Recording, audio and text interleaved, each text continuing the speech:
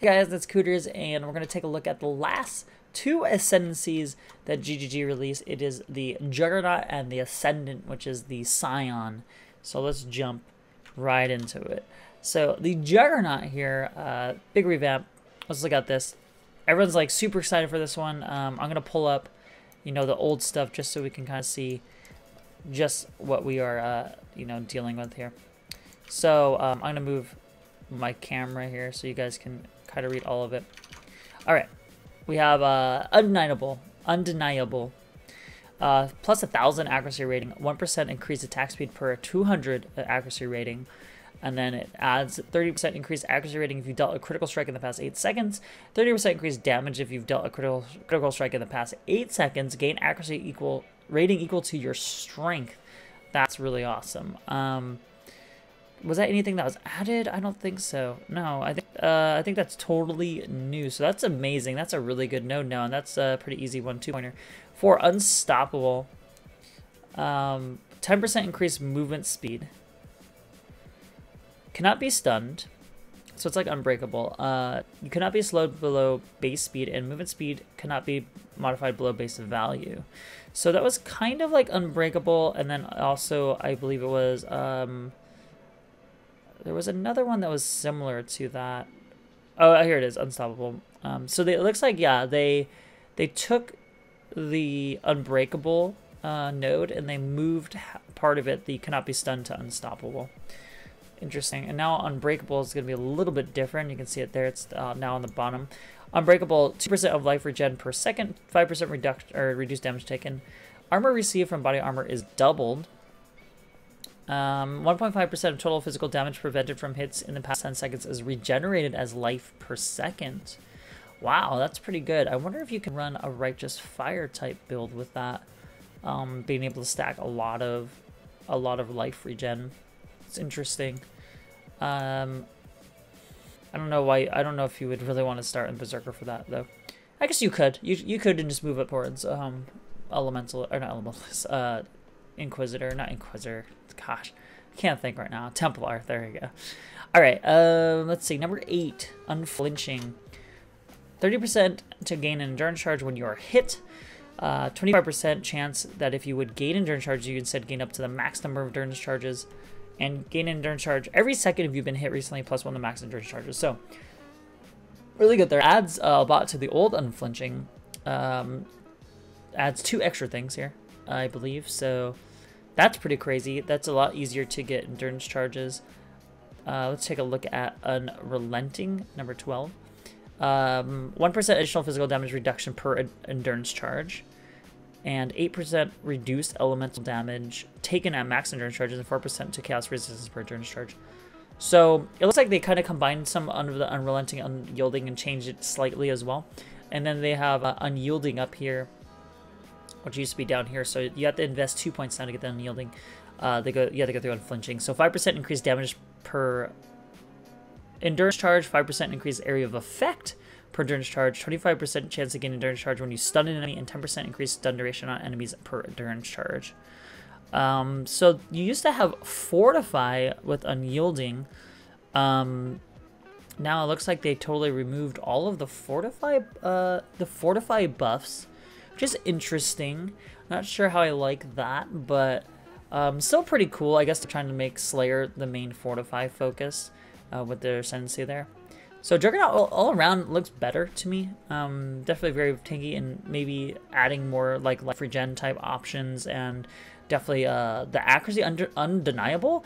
Looks like it's allowing a lot of Marauder builds to actually go crit and not having to deal with resolute technique, because a lot of Marauder builds, if they had to do anything like Ancestral War Chief totems or even Earthquake or Sunder, they'd go resolute technique, so they get the no crit strikes at all, and they would have 100% accuracy, or basically enemies can evade their attacks. But now with Undeniable, getting not the extra accuracy rating, with dealing critical strike or just getting the base 1000, the gaining accuracy equal to your strength rating is huge. So I think that's something where Marauder classes now, if they decide to go Juggernaut, can definitely go crit and still have a lot of accuracy. That was the issue before with that side of the tree, because it was so hard to get all the way over to, you know, higher amounts of accuracy. That was usually tied to like projectile damage or dex type stuff. Now this is gonna be crazy. The Ascendant one, it's gonna be a lot. It's gonna be a mouthful with a lot of just different things. So I'm gonna try to just speed through this one, and my camera's gonna be covering most of this. I'm gonna just keep it. You're gonna unfortunately not see the shadow part. I don't think so. I'll just read. I'm just gonna read the main things, the main nodes. So just for an idea, it's pretty similar to before with the you know, you get a base stat when you take one of the branches. You get a base stat. You get, if you were to go all the way to the end, you get 3 passives based at a kind of special, like, you know, section out of one of the 3 ascendancies on that branch. And then if you go all the way through, you can basically start allocating nodes from that class, right? From, you know, the start of that class. So we're gonna start just, you know, left to right, or left, you know, whatever, just down these columns. So which Occultist. Enemies can have 1 additional curse, 10% increase effect of your curses, 1.5% of energy shield regenerated per second, cannot be stunned while you have energy shield. Elementalist. Damage penetrates 10% of enemy elemental resistances, cannot take reflected elemental damage. 40% increased effect of heralds on you. Shocks from your hits always increase damage taken by at least 10%, can summon up to 1 additional golem at a time. Necromancer, 20% increased skill effect duration. Minions deal 30% increased damage. Your offering skills also affect you. Your offerings have 50% reduced effect on you, and auras you cast grant 3% attack and cast speed to you and your allies. So out of these 3, I think Occultist seems like the best one here. Being able to, you know, get the energy shield rating and the non-stun with energy shield, having extra curses. Necromancer, definitely more of a support thing here. Elementalist, I mean, it's okay, but I'd have to really think about it. It's just always a weird hodgepodge of having extra golem and doing extra elemental damage, and it's just, I don't know, it's just hard to kind of work with it. Marauder, Chieftain, 2% of life regenerated per second, 10% increased strength, 1% of damage dealt by your totems is leashed to you as life, 10% chance to cover rare or unique enemies in ash for 10 seconds on hit. Berserker, 5% increased damage taken, 10% more damage, 2% of attack damage leached as life and mana if you killed recently, gain 1 rage when you kill an enemy, cannot be stunned while you have at least 25 rage. Templar. Did I miss one of these? Sorry. Oh, wait. Oh, there it is. Never mind. Juggernaut. Plus 100 the accuracy rating. Cannot be chilled. Cannot be stunned. 5% increased damage per endurance charge. Gain endurance charge every second if you've been hit recently. I don't really like the Marauder ones as much. I think Berserker's still one of the better choices out of all these, honestly. Chieftain's okay if you want to go totems. Templar and Juggernaut. I think Juggernaut is better if you just go Juggernaut by itself. Templar, Guardian, 25% reduced effect of curses on you. Auras you cast grant 1% physical damage reduction to you and your allies. 10% increased effect of non-curse auras you cast. Every 5 seconds, 20% of maximum life regenerated over 1 second.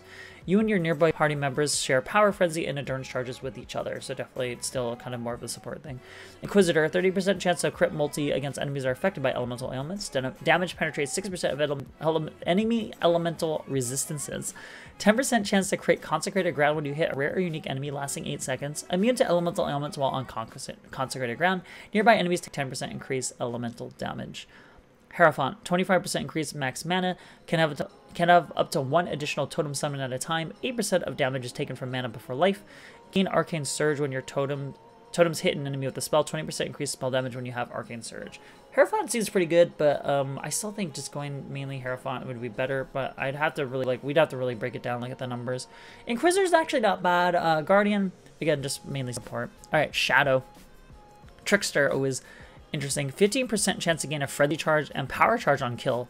50% increased recovery rate of life, mana, energy shield if you've killed an enemy affected by your damage over time recently. Your hits have 15% chance to gain 50% of non-chaos damage as extra chaos damage. Cannot be stunned if you haven't been hit recently. 15 mana regen per second if you've used a movement skill recently. I think Trickster is really good here. I don't like the 15 mana regen as much, but having some of that chaos damage conversion as well as the chance to gain frenzy and power charge on kill, I think is really good.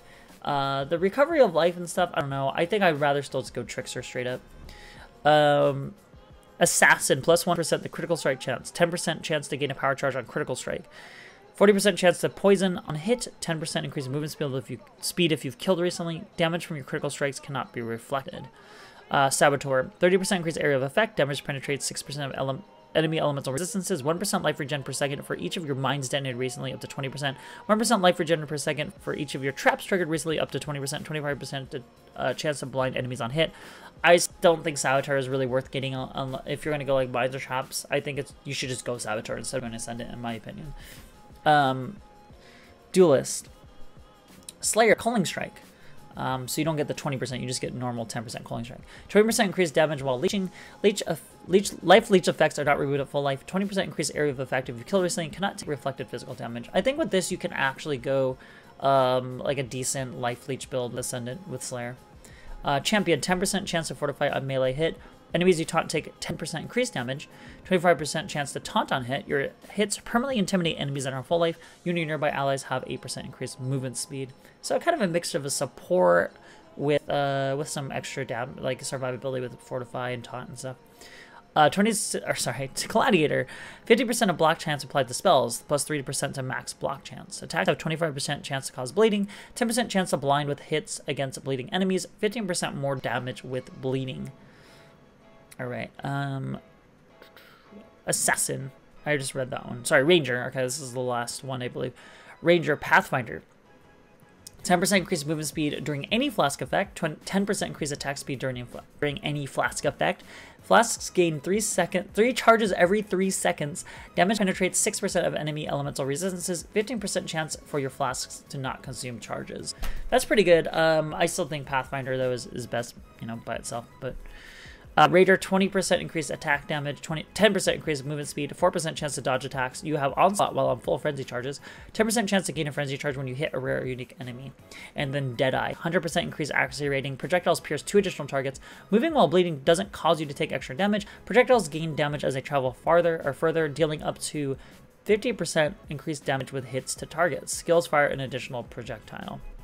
And then I think that is it. Yeah, that's it. So I don't know, there's a lot really to take in here with the Ascendant class, as it always is. I think it's going to be one of these things where it's definitely the hardest one to really break down and figure out what are the best choices here, especially with certain builds and certain skills and stuff. I've always had a hard time like figuring out, you know, what are really the best choices for Ascendant. Even with the older changes, I think they look pretty good. I think certain ones are definitely better than others. But I don't know, in terms of what's out there, I think the takeaway here is that, it's going to take some time for people to really figure out, you know, what's kind of considered to be super strong and which ones are considered to be viable. So we're definitely going to have to kind of, look into that.